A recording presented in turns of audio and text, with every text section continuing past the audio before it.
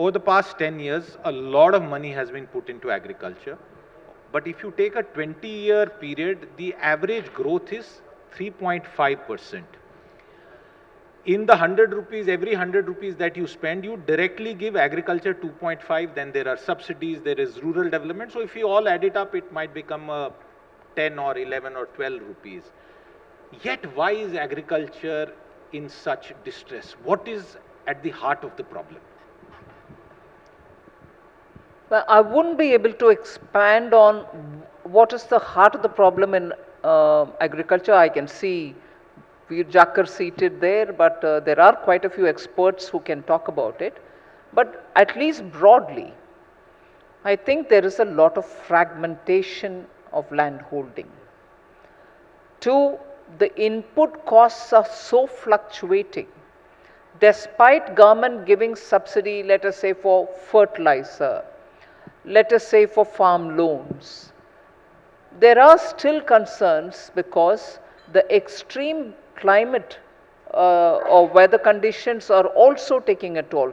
Monsoon has shifted from the traditionally predicted dates, not just for meteorological department, because farmers go by their mental calculation also saying, by next week I should get the monsoon, I will be ready to keep the land tilled and wait for the sowing.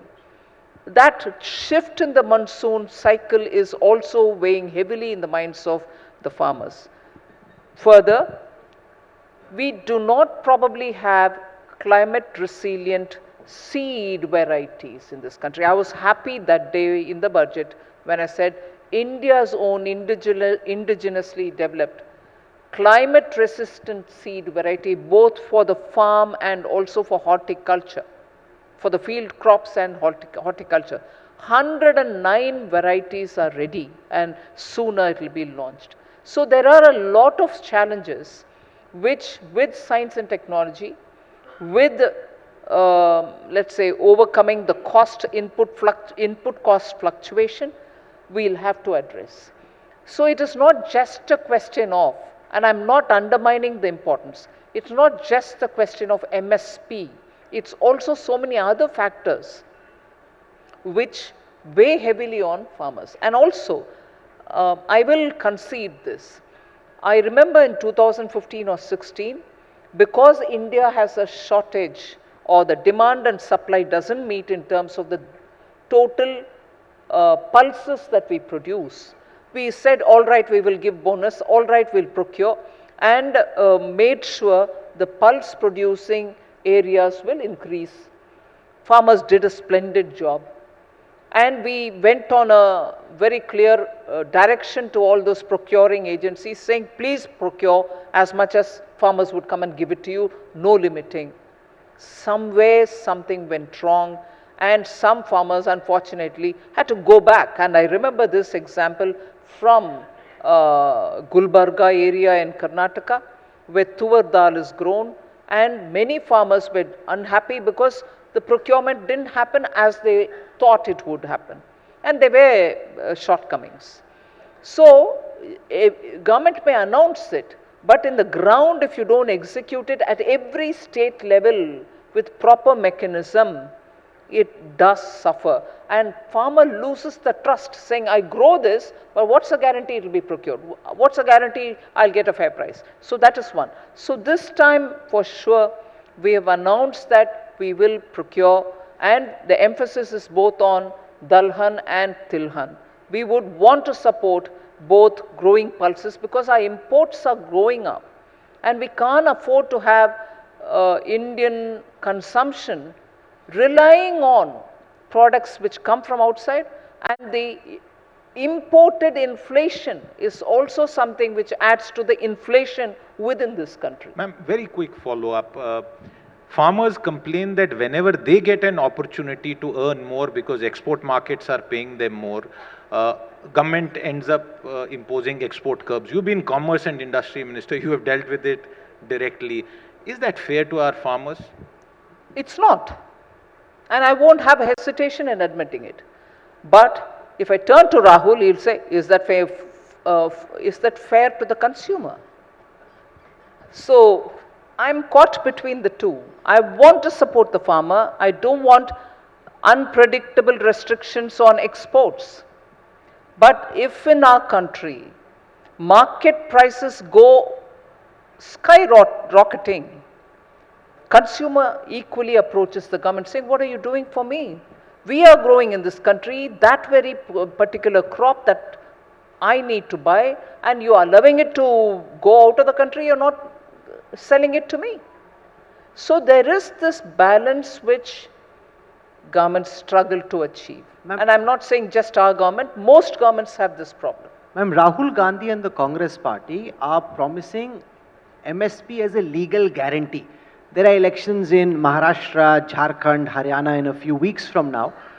Are you concerned in the demand, particularly from Punjab and Haryana, where farmers are asking for MSP as a legal guarantee for the number of crops on which MSP is given to be expanded, that this could be politically expensive for your government? How do you intend to deal with this balloon that the opposition has floated? No, so long as they answer questions about the promise that they're giving. I'll put it this way.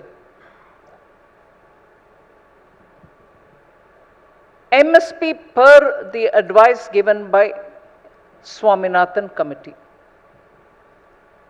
C2 plus, I think, 50%. When was the Swaminathan Committee report submitted? During UPA time. And was it submitted a month before they left? No. Years before they left. If they thought it was proper, if they thought it could be implemented, why didn't they implement it at that time? And now to come and shed crocodile tears and say, we'll implement the Swaminathan Committee recommendations and put it as a promise. Okay. Don't constantly say, you've been here 10 years. Don't point a finger at us 10 years ago. Do it in Himachal Pradesh, pray. Do it in Karnataka, pray. Who's stopping you? Show it there. Benefit the farmers there. And say we proved in one of the states where we are in power, we'll now do it for the entire country.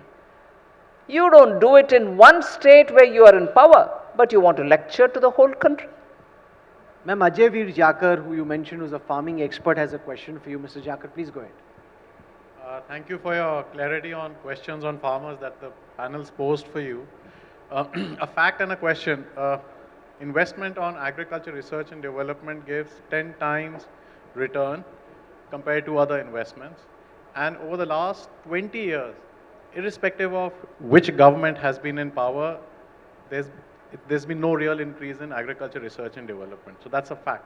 The question is, does and can the Ministry of Finance allocate resources for a particular subject if the particular ministry does not ask for it? Because I think this time I've done it for agriculture.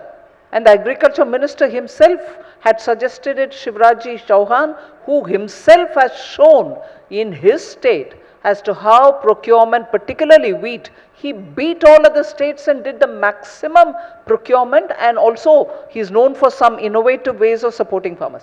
So we have given this time, please sit, we have given this time for agriculture research. I've sat in meetings before this budget was prepared on how the Indian Council for Agriculture Research actually hasn't got enough money. They just scrape through to pay the salaries. We've made provision this time for agriculture research. We want to strengthen the network of KVKs which are all over the country, Krishi Vigyan Kendra, so that outreach work which has to happen through the Krishi Vigyan Kendra for the farmer to get information on crop pattern or on better quality seeds or anything else that he wants from the government, they are the centers to do it. So we will be strengthening KVKs. We've also allotted money for Indian Council for Agriculture.